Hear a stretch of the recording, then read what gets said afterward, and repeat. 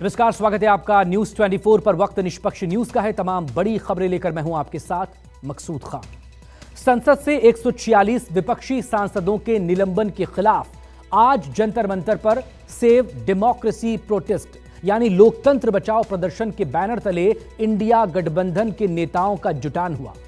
राहुल गांधी ने कहा कि जो लोग खुद के देशभक्त होने का दावा करते हैं, संसद में सुरक्षा चूक के दौरान उनकी हवा निकल गई। जबकि कांग्रेस अध्यक्ष मल्लिकार्जुन खड़गे ने आरोप लगाया कि पीएम मोदी और अमित शाह ने संविधान और लोकतंत्र को खत्म करने का प्लान बना रखा है।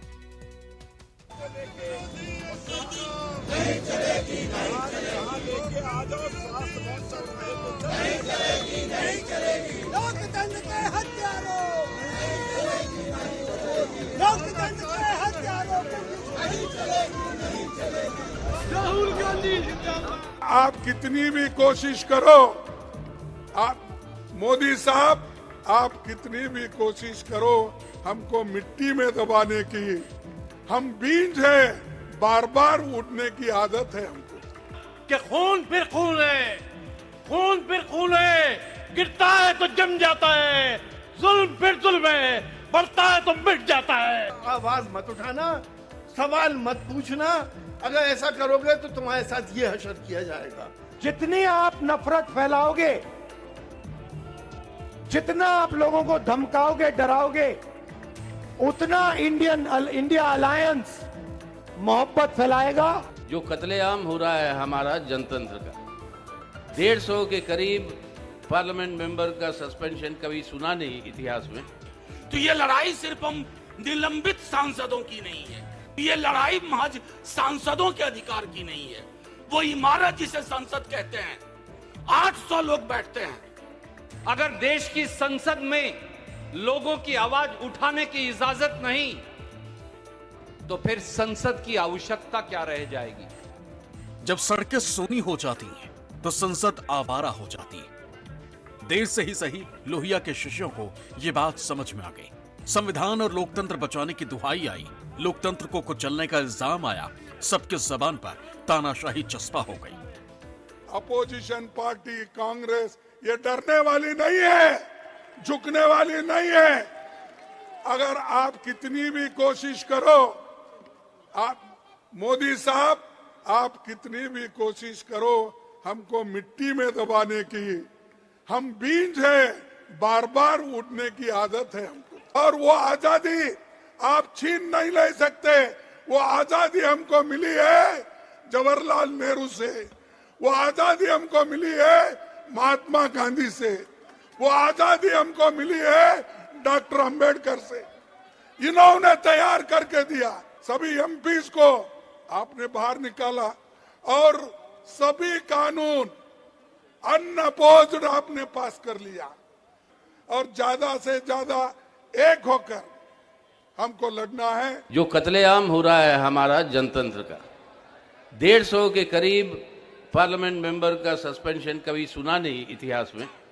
और इस तरीके से सस्पेंड करने का मतलब है कि अगले बार अगर जीत के आएंगे तो पार्लियामेंट भी रहेगी या नहीं रहेगी, उसके ऊपर एक प्रश्न चिन्ह है।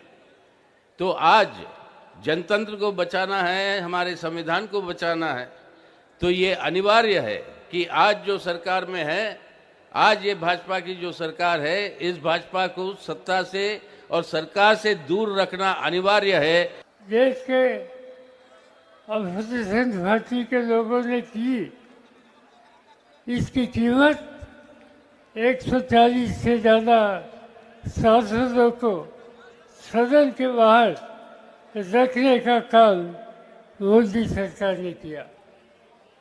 वो समझते हैं कि विपक्ष के लोगों के खिलाफ इस तरह से कदम उठाएंगे तो देश की विपक्ष उनका सिक्योरिटी ब्रीच का सवाल तो है, मगर दूसरा सवाल भी है। उन्होंने ये प्रोटेस्ट क्यों करी, उसका कारण क्या था? बेरोजगारी। देश में भयंकर बेरोजगारी, इस देश का युवा आज रोजगार नहीं पा सकता है। 7.5 घंटे नरेंद्र मोदी जी की सरकार में हिंदुस्तान का युवा सेल फोन पे बैठा है। क्योंकि नरेंद्र मोदी जी ने उसको रोजगार नहीं दिया है। प्रधानमंत्री जी ने पहले दिन ही कहा था कि चुनाव की पराजय का प्रभाव चुनाव इसमें सदन में ना दिखे, उसको खामियाजा ना भुगतना पड़े, और वही हुआ। विपक्ष ने बहाना ढूंढा सदन ना चलने का, जनता से जुड़े मुद्दों को ना उठाने का, और लगातार उपराष्ट्रपति जी का अपमान करने का। ये पहली बार नहीं, पहले राष्ट्रपति जी का किया, प्रधानमंत्री जी का बार बार अपमान किया, संवैधानिक संस्थाओं पर बैठे लोगों को और संवैधानिक संस्थाओं को लगातार आलोचना करते रहे, और उपराष्ट्रपति जी पर जो कुकृत्य विपक्ष के सांसदों ने किया, और ऐसे कृत्य करने वाले को रोकने की बजाय फिल्म करना और उसका प्रचार प्रसार करना, ये अपने आप में दिखाता है कि विपक्ष का स्तर कितना गिर चुका है। जो व्यक्ति और जो निजाम अभी सत्ता में है, उसे विपक्ष मुक्त संसद चाहिए, प्रतिरोध मुक्त सड़क चाहिए, खिलाड़ी मुक्त खेल चाहिए, और उसे सवाल मुक्त प्रेस चाहिए, सवाल मुक्त मीडिया चाहिए। तो ये लड़ाई सिर्फ हम निलंबित सांसदों की नहीं है। कश्मीर से कन्याकुमारी तक कांग्रेस के कारकुन सड़कों पर उतरे। इंडिया गठबंधन के सभी घटक दलों ने मोदी सरकार के खिलाफ मोर्चा खोल दिया। किसी ने सांसदों के निलंबन को सत्ता के खिलाफ हथियार बनाया, तो किसी ने बाबा साहब के बहाने दलितों पिछड़ों के दमन का राग छेड़ दिया। संविधान के बहाने 2024 का घमासान छिड़ गया। कुछ पद पे बैठते हैं, ऐसे लोग कहते हैं कि मैं एक फलाना जाति का आदमी हूं, इसीलिए मुझे इंसल्ट कर रहे हैं। अरे अगर आप देश के संरक्षक करने का अधिकार लिए हैं, संविधान के तहत आप चलने का वायदा किए हैं, तो आप जात पात की बात अंदर करते हो और जात पात पे चलने की बात करते हो। अगर आपकी हालत यही है तो मेरे जैसे दलित की हालत क्या होगी।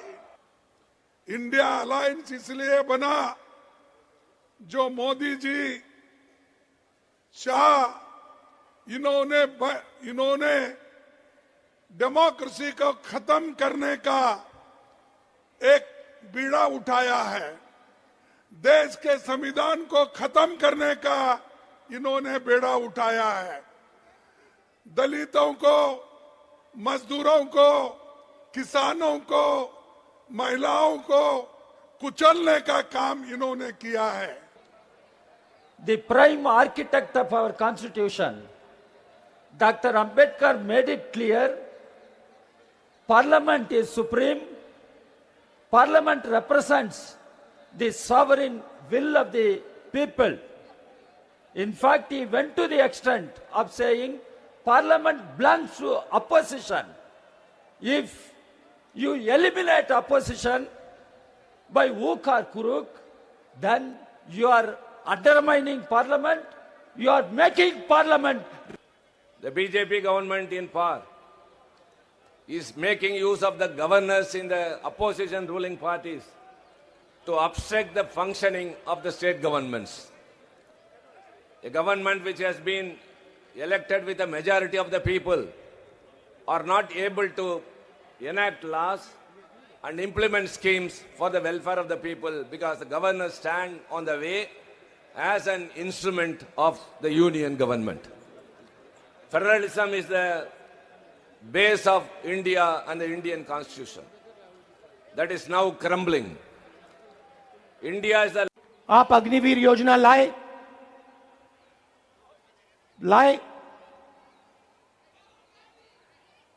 हिंदुस्तान के युवाओं के हाथ से आपने देशभक्ति की जो फीलिंग होती है वो आपने छीनी।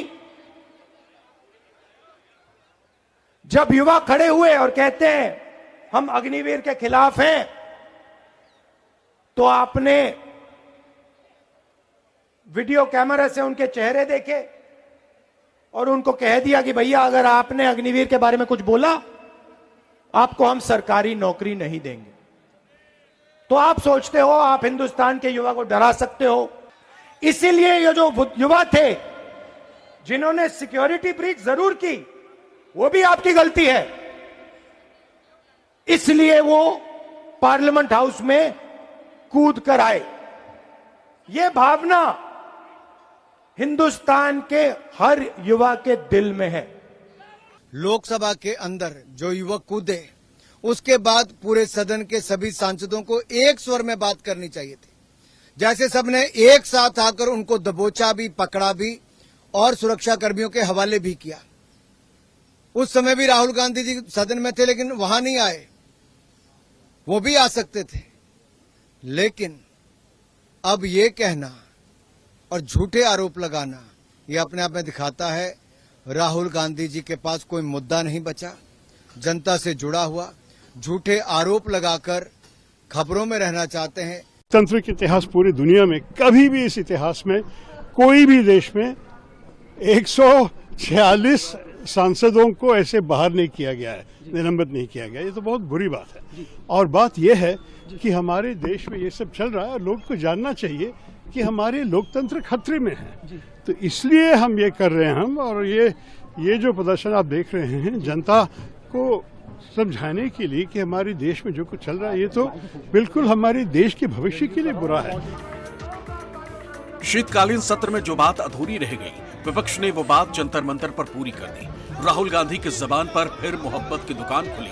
बीजेपी राहुल के पीछे पड़ गई। गुलाम नबी आजाद भी बीजेपी के सुर में ताल ठोकने लगे।